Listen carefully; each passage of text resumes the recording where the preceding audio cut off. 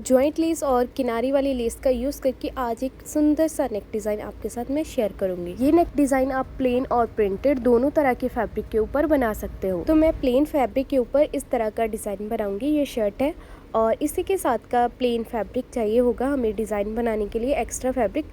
तो नेक को कटिंग करने के लिए ये मैंने पेस्टिंग पेपर लिया है। इसको डबल फोल्ड करके नेक की लंबाई और चौड़ाई का निशान लगाएंगे।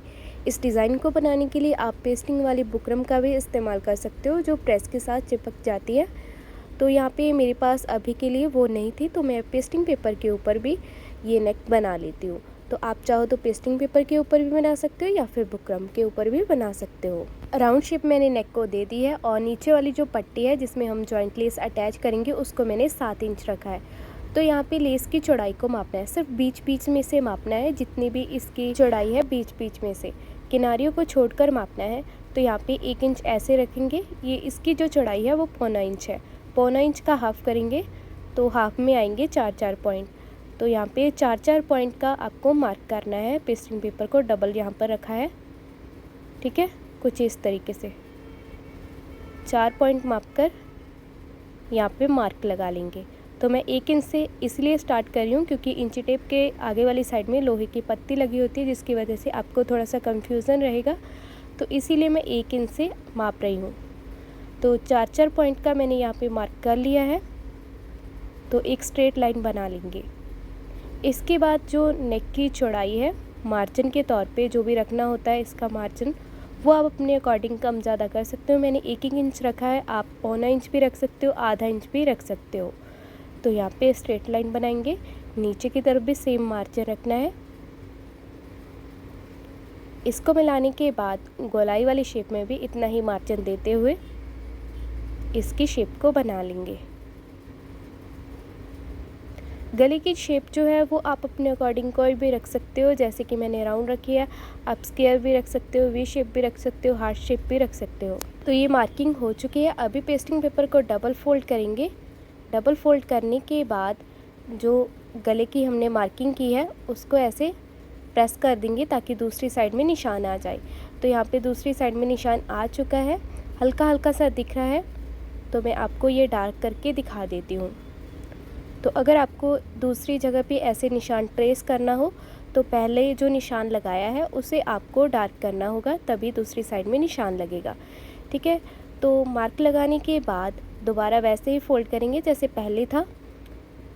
अभी बाहर की साइड में इसको कटिंग कर देंगे। मार्जिन को कटिंग किया है, बीच में से नेक को कटिंग अभी नहीं करना है। तो नॉर्मल आपकी दोनों साइड में जो लाइंस है वो ड्रॉ हो चुकी है। फैब्रिक के ऊपर रखकर प्रेस के साथ इसको पेस्ट कर देंगे, ठीक है। बुकरम को भी आप पेस्ट कर सकते हो, पेस्टिंग पेपर को भी आप प्रेस से पेस्ट कर सकते हो।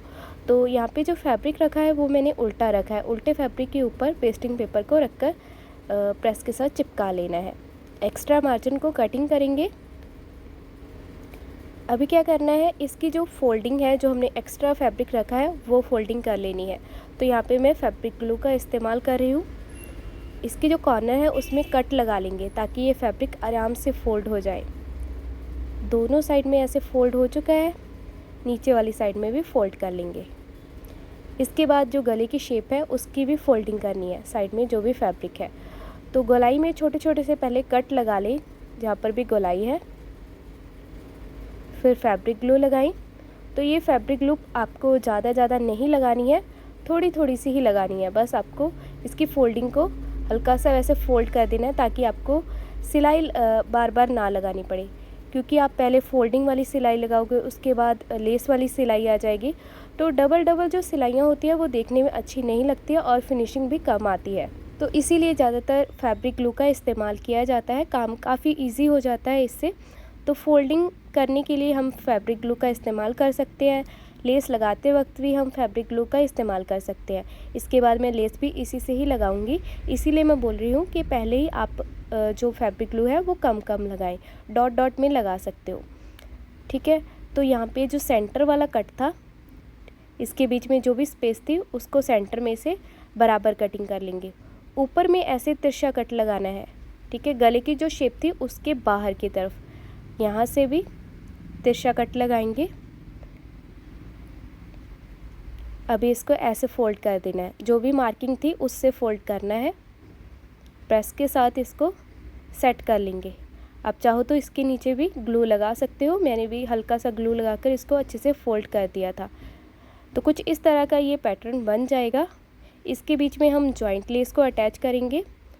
तो यहाँ पे सबसे पहले हम बाहर वाली साइड वाली जो भी लेस लगाने वाले हैं किनारी वाली, वो लेस को अटैच करने के लिए दोबारा से ग्लू अप्लाई करेंगे। तो थोड़ा थोड़ा सा ग्लू लगाकर लेस को रखना स्टार्ट करेंगे। लेस की जो किनारी है उसको नेक के बीच में रखना है और जो बाकी लेस है उसको बढ़ा कर रखना है बाहर की तरफ, ठीक है।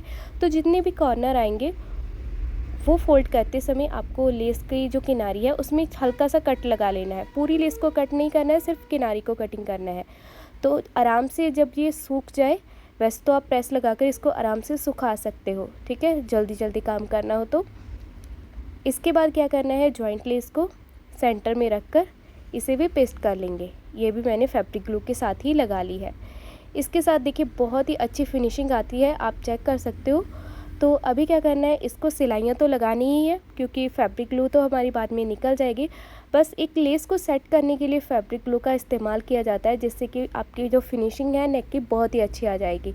बार बार आपको सिलाइयाँ नहीं लगानी पड़ेंगी इसके ऊपर, क्योंकि पहले आप लेस लगाते हो उसके बाद नेक भी कुर्ती के साथ अटैच करना है तो उसकी भी सिलाई हो जाती। तो शर्ट की जो उल्टी साइड है उसके ऊपर रख कर नेक को राउंड शेप में स्टिच कर लेना है। जो भी आपने शेप बनाई होगी तो मार्किंग के ऊपर शेप को कटिंग कर देंगे, छोटे छोटे से कट लगा लेंगे। कट लगाने के बाद नेक को आगे की तरफ पलट लेना है। अगर आपको राउंड शेप की किनारी में भी कोई लेस अटैच करनी है तो आप पहले कर सकते हो। मुझे यहाँ पे सिंपल चाहिए था तो मैंने इसको प्लेन रखा है। नेक डिज़ाइन को आगे वाली साइड में पलटने के बाद गले की किनारी में सिलाई लगाएंगे। तो देखिए इस सिलाई के साथ आपकी लेस भी अटैच होगी और इसी सिलाई के साथ जो नेक है वो कुर्ती के साथ भी अटैच हो जाएगा। एक ही सिलाई आपके नेक के ऊपर आएगी। तो ज़्यादा तो यही फ़ायदा होता है ग्लू लगाने का। ग्लू के साथ हम लेस अटैच कर लेते हैं, फोल्डिंग भी कर लेते हैं, बस एक ही सिलाई हमारी बाकी रह जाती है। उम्मीद करती हूँ कि आपको ये नेक डिज़ाइन बहुत ज़्यादा आसान लगा होगा और अच्छे से समझ में आया होगा। और आप सभी कमेंट में ज़रूर बताना कि आपको ये डिज़ाइन किस तरह का लगा है।